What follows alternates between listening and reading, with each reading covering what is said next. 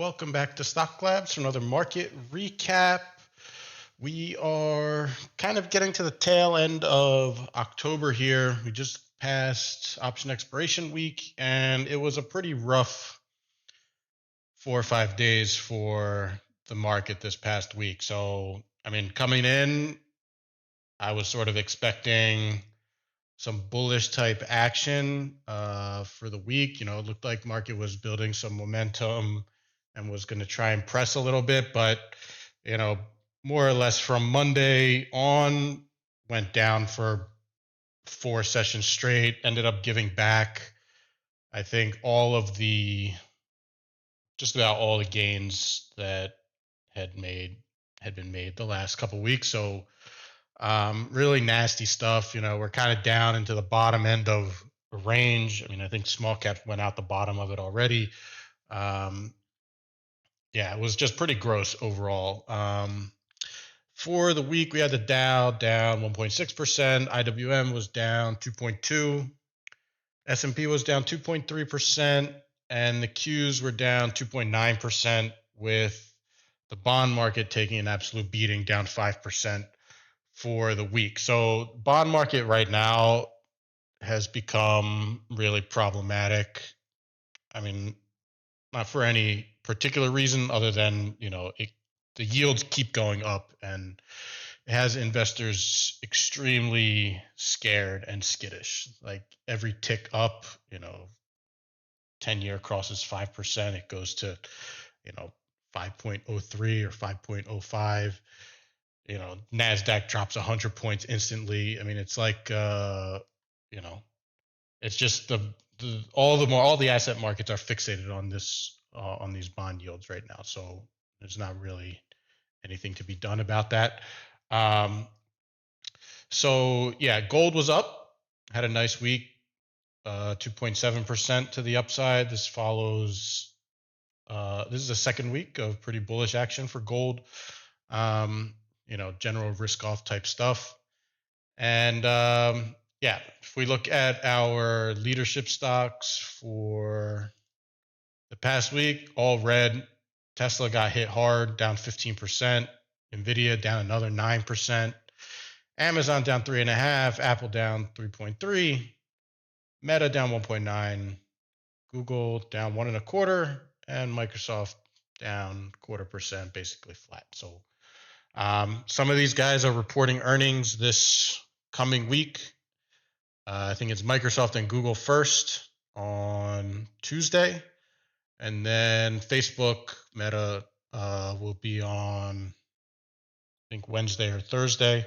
And there are some other big companies reporting earnings this week, which I can't remember off the top of my head, but I had seen a list earlier. So should be a pretty eventful week as far as, who says what on their calls, whether the outlooks look good, things like that. So we'll see. As for our breadth by industry, right across the board, big losers were healthcare down 3%, industrials down 3%, tech down almost 3%, services down 1.5%, financials down 2%, utilities down 1.75%, and consumer down 1.7%, with materials down 1%.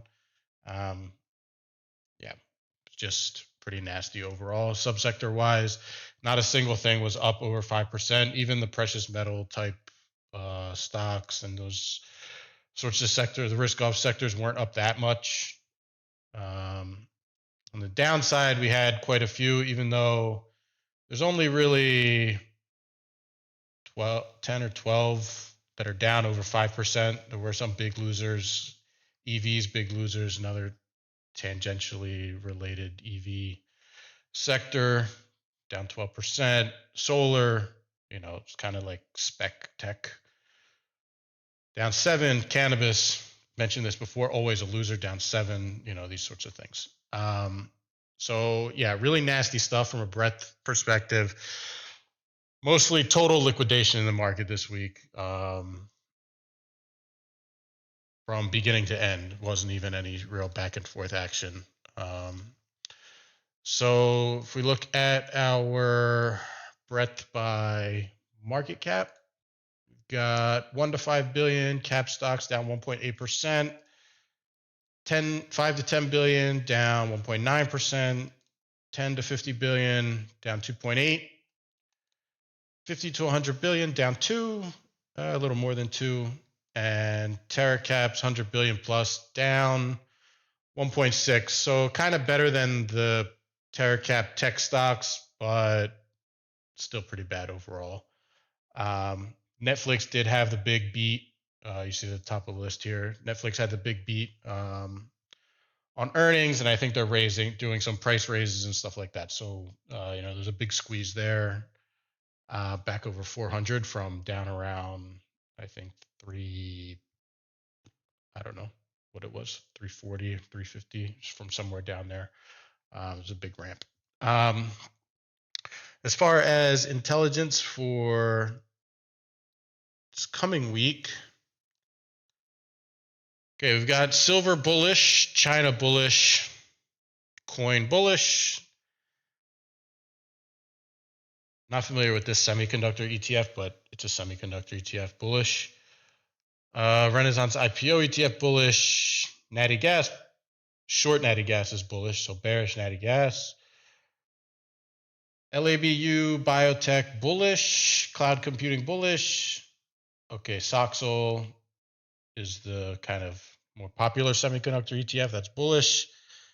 ARK is bullish, and again, long online, short brick and mortar is bullish. So, I mean, there's pretty decent selection here as far as Stocklabs looking for upside.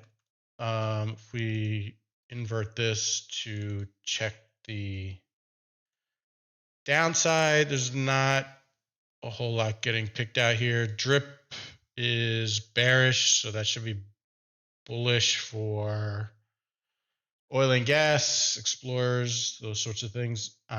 We have retail. Bull ETF is bearish, so bearish retail this week. Now, I think, it's possible that some of the, especially late week action, was just related to option expiration and that sort of stuff. But overall, I would have expected more life out of the market anyway. Given that it's been oversold for so long, it's been kind of like, the trend has been down for, several weeks, minus the little bit of a bounce we had, and then we gave back that whole bounce this week. So kind of just cut the whole range. So Stocklabs again is saying, market is at oversold levels again as of Friday. We had the same thing on the prior Friday. So we're starting to see these 12-month signals cluster a little bit, even going back to September. You don't often see these 12-month signals print this close one after another. If I go back and look at longer data series, you see they usually print singles. There were 2 here, there's 2 here, there's 3 or 4 here, and there's I think 5 in here or something. But for the most part, you get 1 and then it goes. So if we see here, we've now got 4 or 5 signals right here in a row. This also was happening down around the COVID lows. And also around these 2022 ones, market did trend lower for a little while until the last one in September, October of 2022. Then we sort of started going up again. But I would say that, if you're bull, we're still sort of in this range that we've been maintaining for a little while. You see this whole area here. Now, this was the end of last week, and so I was sort of looking for the market to test up in here, but it never got there. We kind of just fell back down into the same low end of the range. Now, probably a lot of traditional technicians, if this sort of September low breaks on the NASDAQ, they're going to be calling for gigantic moves lower,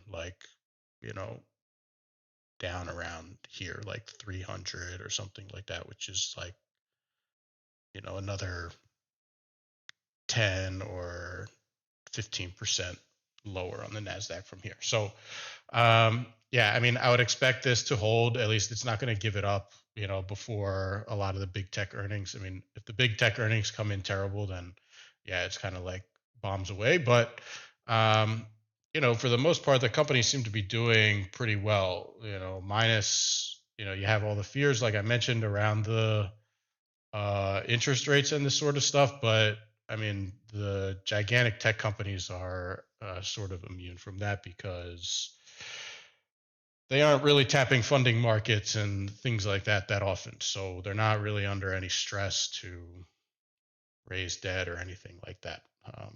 They have large cash balances that they can work with. So yeah, I think for the week, you're probably looking at something choppy, at least to start. And then, you sort of look for direction from the earnings, like I mentioned. And from there, I mean, market could just start going back up again. Or we could, carve out a lower end of the range if the one we're at now kind of doesn't hold that well. I mean, it could break, but then if it recovers it right away, then that would be kind of bullish. But if it breaks and kind of just accepts it, then that wouldn't look very good.